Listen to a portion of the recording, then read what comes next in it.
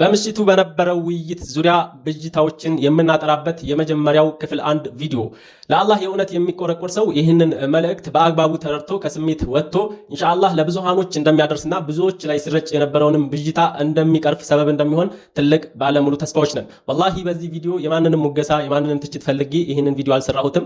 ሊላሂ ወረሱሉ የሰራሁት እናንተም በደንብ በትዕግስት ከስሜት ወጣችሁ ቪዲዮን እስከመጨረሻው በጥሞና አድምጡት። ለብዙሃኖችም ስለሚጠቅም ብዙዎች ላይ የተረጨ ብጅታም ስለነበረ በደንብ ሼር በማድረግ እስከመጨረሻው ተከታተሉ።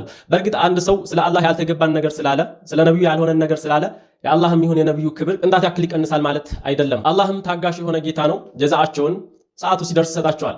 ዛሬ ግን በዚህ ቪዲዮ ብዙሃኖችን ያደናገረና ጥያቄ ያስነሳ በውይይቱ ላይ አንዳንድም ሳይሆን አብዛኛው ማለት ይቻላል ሲወራ የነበረው ስለ አላህ ሳይሆን ስለ አካል ነበረ። እሱንም በዚህ ሪከርድ የምንሰማ ይሆናል። እያንዳንዶቹን ኢንሻአላህ የተነሱ ነጥቦችን በተለያዩ ክፍሎች ከነ ማስረጃው ኢስላም ትክክለኛው እንዴት ነው የሚለውን እናያለን። እስኪ የመጀመሪያውን እቺን ሪከርድ ሰምተን ማለት አላህ ስንት እጅ አለው? አላህ ሱብሓነሁ ወተዓላ ሁለት እጆች አሉት። ኦኬ፣ ቀኝና ግራ ነው ወይንስ ቀኝ እጅ ብቻ ነው ያለው? ቀኝና ግራ። ኦኬ፣ ስለዚህ ዳይሬክሽን ዳይሜንሽን አለው ማለት ነው። አላህ በመሰረቱ በትላንትናው ምሽት ላይ ሲወራ የነበረው ስለ ሁለት አካሎች እንጂ ስለ ትክክለኛው ስለ ኃያሉ ስለ ፈጣሪ አላህ አልነበረም። ምክንያቱም ኢስላም የሚያስተምረው አላሁ ተዓላ አካል እንዳልሆነ። አዎ በቁርአን የድ የሚል ሲፋ መጥቷል፣ አላህ ወጅህ የሚል ሲፋ መጥቷል፣ ሌሎችም ሲፋዎች መጥተዋል። ግን እነኚህ ቀጥተኛ ፍቻቸውን በመውሰድ የድ የሚለውን ቀጥታ እጅ ብሎ በመተርጎም፣ ወጅህ የሚለውን ቀጥታ ፊት ብሎ በመተርጎም፣ ቀደም የሚለውን ቀጥታ እግር ብሎ በመተርጎም፣ ይሄ ነው ትልቁ የመጀመሪያው ጥፋት ማለት ነው። አላህ የድ የሚል ሲፋ በአረበኛ ቋንቋ መጥቷል፣ ግን እጅ የሚል አይደለም። የድ ማለት ምን ማለት ነው? እያንዳንዱ እናያለን። እንደሰማችሁት እዚህ ጋር እንግዲህ ቀኝም ግራም እጅ እንዳለው ተናግረዋል።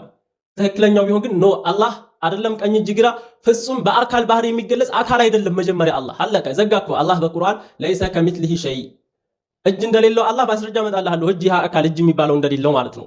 የድ የሚባል ግን ሲፋ አለው። የድ የሚለው ታዲያ ምንድነው ትርጓሜው? እጅ ካልሆነ አካል ካልሆነ የሚፈለግበት ምንድነው የሚፈለግበት? ሐቢቢ አረበኛ ቋንቋ እኮ ሰፊ ነው። እንደያገባቡ በተለያዩ የቁርአን አናቅጾች ላይ የድ የሚል መጥቷል። እንደያገባቡ በብዙ ፍሳዶች አስረውታል ሙፈሲሮች። አንዳንድ ቦታ የድ የሚለውን በቁድራ ወሰማአ በነይናሃ ቢአይዲን የሚለውን ለምሳሌ አይ ቢልቁድራ አላሁ ተዓላ ሰማይን ገነባን ቢአይዲን እጅ አለኝና በእጅ ነው እያለ አይደለም። አላህ ቢአይዲን ሲል አይ ቢቁድረቲ ማለት ነው፣ በችሎታዬ ማለት ነው። ስለዚህ የድ የሚለው ቀጥታ እጅ አካል ማለት ሳይሆን ቁድራ የሚል እዚህ ጋር አያ ሙፈሲሮች ፈስረውታል። ሌላ ቦታ ደግሞ ችሮታ ወይም መለገስ በሚል ትርጉም ይመጣል የድ የሚለው ማለት ነው። ስለ ይሁዳዎች አላህ ሲነግረን ምንድን ነው ያለው? ወቃለቲል የሁዱ የዱላሂ መግሉላ ጉለት አይዲሂም ወሉዐኑ ቢማ ቃሉ በል የዳሁ መብሱጠታን ዩንፊቁ ከይፈ የሻ።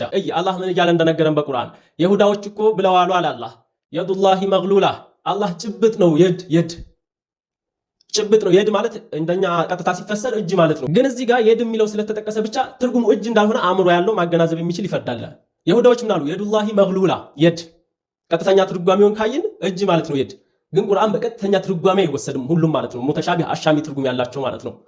ከዚህ አላህ ምን ብሎ መልስ ሰጣቸው? ይሁዳዎች ምን አሉ? ጭብጥ ነው አላህ። ይሄንን ሲሉ የፈለጉበት አላህ አይለግስም ማለት ነው። አላህ አይለግስም አይሰጥም። በአማርኛችንም እኮ የማይሰጥን ሰው ይሄ እጁ የታጠፈ ነው ይላል እንላለን አይደል? ከዚህ አላህ ምን ሰጣቸው? ምን ምላሽ ሰጣቸው? በሉዐኑ ቢማ ቃሉ ካለ በኋላ በል የዳሁ መብሱጠታን። አሁን ይሄን ቀጥተኛ ፍቹን ወስዳለሁ ካልክ አረ አላህ እጆች እኮ የታጠፉ ሳይሆኑ የተዘረጉ ናቸው ብሎ ሊወስድ ነው አንድ ሰው። ቀጥታውን ነው ወስደው ካለ ማለት ነው። ግን ያ እንደዚህ ያስፈርዳል። ይሄ ቁርአን አንቀጽ ይሁዳዎች የአላህ እጅ የታጠፈ ነው ወይም የተጨበጠ ነው ማለት ነው የፈለጉት አይደለም። አላህ አይሰጥም አይለግስም ነው ሊሉ የፈለጉት እነሱ። በዚህ ነገራቸው ላይም አላህ የተረገሙ ይሁኑ ካለ በኋላ በሌዳሁ መብሱጠታን ዩንፊቁ ከይፈ የሻ ይው መጣል ተከትሎ አረ አላሁ ተዓላ ቸር የሆነ ለጋሽ የሆነ ጌታ ነው፣ የፈለገውን በፈለገው ይረዝቃል ነው ያለው አላህ። ስለዚህ ወንድም እህቶቼ የድ የሚለውን ቀጥታ እጅ ብለው ከፈሰሩ እነኚህም ሰዎች አካልን ነው የሚያመልኩት እንጂ አላህን አይደለም። ስለዚህ ድብድቡ አካል ከአካል ነበር ማለት ነው እንጂ የሐቂቃ ጥርት ያለውን ትክክለኛውን የእስላም አስተምህሮት አንድ ሰው ይዞ ቢወጣ ወላሂ ነው የምላችሁ፣ ወላሂ ነው የምላችሁ። በቃ አላህ ምንም አምሳያ የለውም። እግር፣ እጅ፣ ባት ምናምን በዚህ መገለጫ የሚገለጽ እሱም ጌታ አይደለም። خلاص አልহামዱሊላህ። እዚህ ሐቂቃ እዚህ ትክክለኛ አስተምህሮት ላይ ያላችሁ ወላሂ አላህ እኔ እንደማታው አላህን ያመሰገንኩበት ጊዜ የለም። ወላሂ ነው የምላችሁ። እኔ እንደማታው አላህን ያመሰገንኩበት ጊዜ የለም። ወላሂ ነው የምላችሁ። እንቀጥል። ሁለተኛውን ሰምተን እንመለስ። ያው ላለማስረዘም ሞክራለሁ። በደንብ ሼር ኮፒ ሊንክ ያደርጋችሁ እስከመጨረሻው ስሙት። በሁሉ እንደዛ ነው ብለህ አላህን ታምናለህ? እሺ አምላክ አላህ ሱብሓነሁ ወተዓላ ፊት አለው ወይ ብለህ ጠይቀሃል አዳም። አዎ አላህ ሱብሓነሁ ወተዓላ ፊት አለው ብዬ አምናለሁ። ማስረጃ ቃለ ሱብሓነሁ ወተዓላ አታቋርጥ። ቆይ ወየብቃ ወጅሁ ረቢከ አላቋረጥኩም። ሌላ ወሬ አታውራ። መርሐባ። አሁን ደግሞ እንደሰማችሁት ወጅህ የሚለውን ቀጥታ ትርጓሜውን ወስዶ ፊት አለው አላህ ሲል አላህ ይጠብቀና ሲናገር ሰምታችሁታል። ኖ አላሁ ተዓላ ወጅህ የሚባል ባህሪ ሲፋ አለው፣ ግን በአማርኛ አምጥተህ ተርጉመህ ፊት አለው ማለት አይደለም። ፊት አለው ካልክ እኮ እንዴት የሚለው ጥያቄ ይነሳል። ምን አይነት ፊት ነው? ፊት ካልክ ምን አይነት ፊት ነው የሚል ጥያቄ ይነሳብሃል። አስለን አላሁ ተዓላ አካል አይደለም ካልክ እኮ خلاص ደመደምክ። ፈጣሪ እያወራን ያለነው እኮ ስለ አላህ ነው። እኔ ስለምን እንደሚወራም አንዳንዴ በደንብ መገንዘብ አለብን። ስለ አላህ ነው እየተወራ ያለው። ወጅህ የሚለውን ኢማሙ አልቡኻሪ ምን ብለው ነው የፈሰሩት? ኩሉ ሸይኢን ሃሊኩን ኢላ ወጅሃሁ ያለውን ወጅህ የሚለውን ምን አሉት? አይ ኢላ ሙልከሁ፣ የአላህ ልግስናው ሲቀር፣ ንግስናው ስልጣኑ ሲቀር ሌላው ሁሉም ጠፊ ነው ማለት ነው ብለው ፈሰሩት። ወጅህ የሚለውን ሌሎቹ ደግሞ ቢዛት አላህ እውነት አለው። እውነታው ሐቂቃው ግን አካል አይደለም። አላህ አካል ነው ማለት አይደለም። የአላህ እውነታው ሐቂቃው ሲቀር ሌላው ሁሉም ነገር ጠፊ ነው ማለት ነው ብለው ፈሰሩት። እነ ሱፊያን አስተውሪ ደግሞ መልካም ለአላህ ተብሎ የተሰሩ ስራዎች መልካም ስራዎች ሲቀሩ ነው ሌላው ሁሉም ነገር ጠፊ ነው ማለት ነው ብለው ፈሰሩት እንጂ ወጅህ የሚለውን እስኪ ቢላሂ አለይክ አንድ ወላሂ ከሱሐበቶች የሚሆን ከሰለፎች ሙዕተበር ከሆኑ ከትላልቅ ዑለማዎች ወጅህ የሚለውን ፊት ብሎ የፈሰረው ማን አለው? ማን አለ? እስኪ ንገሩኝ። ወላሂ ማንም የለም። አላሁ ተዓላ በቁርአን ለይሰ ከሚስሊሂ ሸይ ዘጋ። አላህ ምንንም ነገር አይመስልም። خلاص ከዛ ፊት አለው። ፊቱ ግን የኛን አይመስልም። ምን ማለት ነው? ፊት እኮ ካለው ፊት በመኖሩ ብቻ እኮ ተመሳሰለ። ለምሳሌ ዝንጀሮም ፊት አላት እኮ አይደል እንዴ? የዝንጀሮና የሰው ልጅ ፊት ላይ መሳሰል ይችላል። ግን ሁለቱም ፊት የሚባለው መገለጫ ያመሳስላቸዋል። እንዴት እኛ ህፃን ልጆች እኮ አይደለንም። ይሄንን ቆም ብለን እናስብ። ገና ብዙ ነገር ይቀጥላል። እንቀጥል። አጠር ለማድረግ እሞክራለሁ። ይሄ የመጀመሪያው ፓርት ስለሆነ ትንሽ ያረዘምኩት፣ ታግሳችሁ ስሙት። በደንብ ሼር አድርጉት። አንድ ሁለትን ጨምርና ኢንሻአላህ እናጠራለን። ይሄው ላስጀምርልህ። ኦኬ፣ እንደምታየው አላህ እግሩን በጀሃነም ይጭናል አይደለ? ታምናለህ? አላህ እግሩን በጀሃነም ያደርጋል ሲባል ጊዜ እንደ ፍጥረታት አልጠየቅኩም። እንዴት ነው ብዬ አልጠየቅኩም። ያደርጋል አያደርግም? ገሃነም ላይ ያደርጋል። እንዳብራራና እንደመለስ አይፈልግም። ያደርጋል፣ ችግር የለም። ጎበዝ። እሺ፣ ከነቢያት አንዱ ገሃነም የምትሞላው አላህ ገሃነም ሰው እየተወረወረ ከዛ ወደ እግሩን ሲጭንባት ነው ብሎ ያስተማረ አንድ አንጣለን። ጭራሽ እግዚአብሔር ሲኦል ውስጥ እንዳለ ማስረጃ ላሳየህ ነውና ገሃነም የሚሞላው በሱ ነው የሚል ማስረጃ። ጭራሽ እግዚአብሔር በሲኦል ውስጥ ነው ያለው ብለዋል ነብያቶች መጽሐፍ ላይ እና ላሳየህ። እሺ ለማሳጠር ሞክራለሁ፣ ግን መስፋት ያለበት የግድ እንትን ስለሆነ ነው። ያው መቼም ተውሂድ ነው አቂዳ እስከሆነ ድረስ ሰዓታችንን እንስተው። ሪጅል ወይም ቀደም የሚለው ናም ሲፋው መጥቷል፣ በሐዲስ መጥቷል። ግን እኔ እኮ ወላሂ ትልቅ ውድቀት መቼ ነው ተእዊልን አንቀበልም ሲሉ ማለት ነው። እያንዳንዱን ቀጥታ ነው የምንወስደው፣ ቀጥታ ትርጓሜውን ነው የምንወስደው። እንደዛ ከሆነ ቁርአንን ከቁርአን ሐዲስን ከሐዲስ ነው የምናጋጨው። እንደዚህ የጥላት መሳለቂያ ሆነን ነው የሰለፎች አካሄድ፣ ከዛ በኋላ የመጡ የኸለፎች አካሄድ አስቀምጠውት እኮ ሄደዋል አይደል? ቁርአን እንዴት መተርጎም እንዳለበት የሆነ ሰው አረበኛ ስላወቀ ወይም የሆነ ትርጉሙ የዛን ነገር አንድ ትርጉም ስላወቀ ብቻ አሻሚ አላህ ከቁርአን ከፊሉ አሻሚ በጣም ብዙ ትርጉም ያለው እንደሆነ እኮ ነግሮናል። አንድ ቃል ሆኖ እጅግ በጣም ብዙ ትርጉም ያለው እንዳለ እነዛ ጥመት ያለባቸው ሰዎች በልባቸው ደግሞ አሻሚ ትርጉም ያለውን እየተከታተሉ ምን እንደሚያደርጉ ሰዎችን ፊትና ላይ እንደሚጥሉ አላህ ነግሮናል። ሙጭኝ የሚሉት አሻሚ አንቀጾች ላይ ነው። ለምን? የራሳቸውን ስሜት በሚገጥምላቸው መልኩ በፈለጉት ትርጓሜ ሰጥተው ማለፍ እንዲችሉ አሻሚ አንቀጽ ያላቸውን ወጂህ በጣም ብዙ ትርጉም አለው። በአረብኛ የድ በጣም ብዙ ትርጉም አለው። አሁንም ወደዚህ ስንመለስ ቀደም ወይም ሪጅል የሚለውን ሙፈሲሮች ፈስረውታል።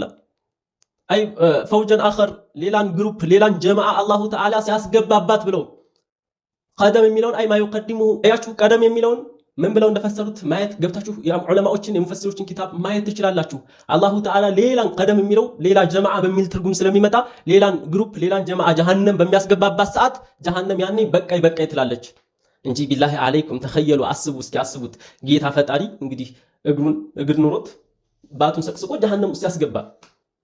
እኔ ምን አይነት ወላሂ እኔ በጣም የሚከብድ እንዴት የሰው ልጅ በዚህ ልክ ሐታ ኦርቶዶክሶች እንኳን ይሄ ነገር ገርሟቸው እኮ እንዴት እያሉ እየጠየቁ ያሉበት ነው። እንዴት ሙስሊም ይሄን ሊያምን ይችላል? ሙስሊም ነኝ ያልክ አንተ እንዴት ፈጣሪህን ይሄ ምን ልትችል? አይ በቁርአን እኮ ተጠቅሷል። ወላሂ በቁርአን አልተጠቀሰም።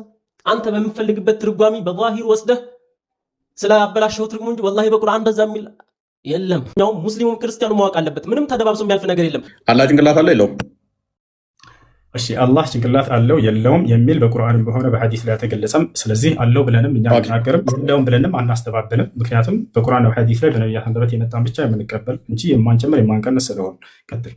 ጓበስ አንዴ በቃ ስለ ታበቃለህ። ስለዚህ አላህ ጭንቅላት ይኖረው በቁርአንም በሐዲስም አልተነገረም፣ የለውምም አለውም አትልም። ስለዚህ ጭንቅላት ሊኖረውም ይችላል ላይኖረውም ይችላል። አንገትስ አለው የለውም? እርሱም አልተገለጸም።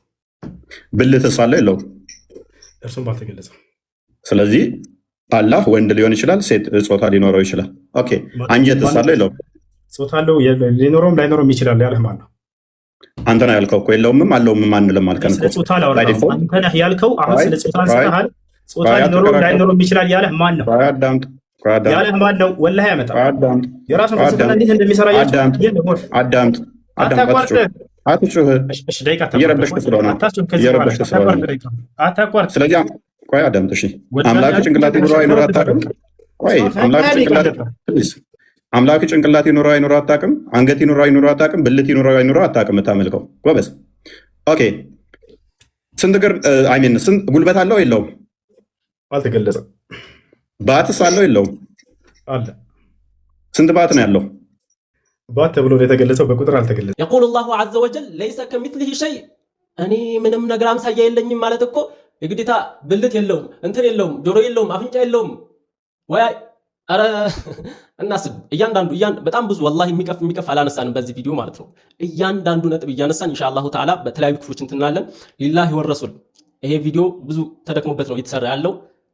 በደንብ ሼር እናድርገው ኢንሻአላሁ ተዓላ። ትክክለኛው የእስላም አስተምሮት ምን እንደሆነ ማንኛውም ሙስሊሙም ክርስቲያኑ ማወቅ አለበት። ምንም ተደባብሶ የሚያልፍ ነገር የለም። እኛ ሙስሊሞች የምናመልከው ኃያሉ ጌታ እንዳሉት አይደለም። እግር ያለው እጅ ያለው ወላሂ ይሄ ፍጹም ፈጣሪ ሳይሆን ፍጡር ነው፣ አካል ነው። እኛ ሙስሊሞች አካልን አናመልክም። አላህ በቦታም በአቅጣጫም በአካልም በአካል መገለጫም ከመገለጽ ፍጹም የጠራ ነው። ማንኛውም ቁርአንም ይሁን ሐዲስ በግልጽ ዛሂር ትርጉሙ ለአላህ አካል ያለው ቦታ ያለው የሚያስመስል በሙሉ ተእዊል ይደረጋል። በግልጽ ዛሂሩ አይወሰድም። የተፈለገበት ትክክለኛ ማዕና ለአላህ የሚያመች የተገባ የሆነ ፍች ትርጓሜ አለው።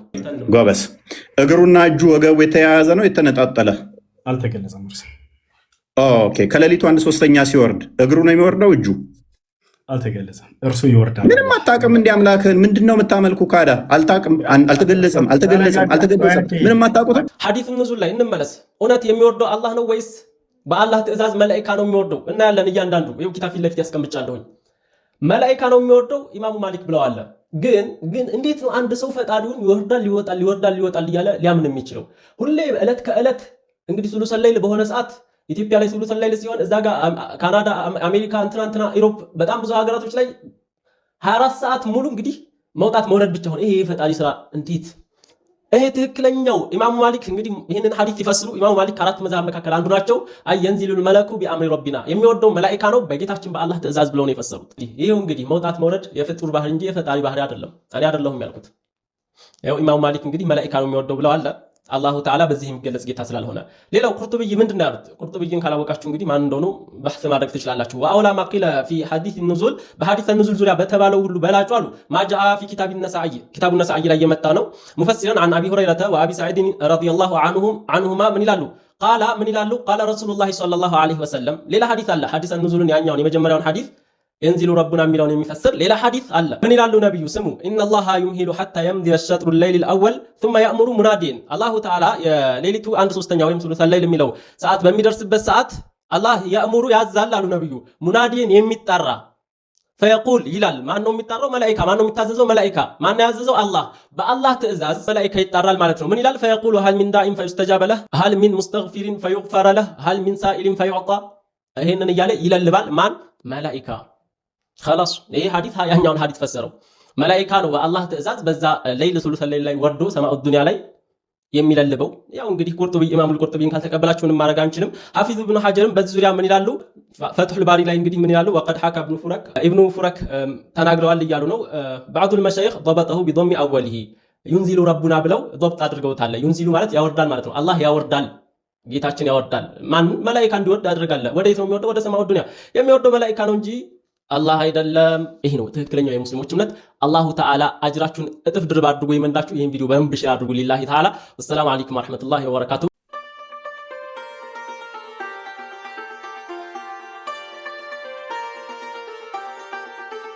ዙመር ኦንላይን የቁርአን ማዕከል ከአፍ መፍታት እስከ ምትከት። ዙመር ኢስላሚክ ሚዲያ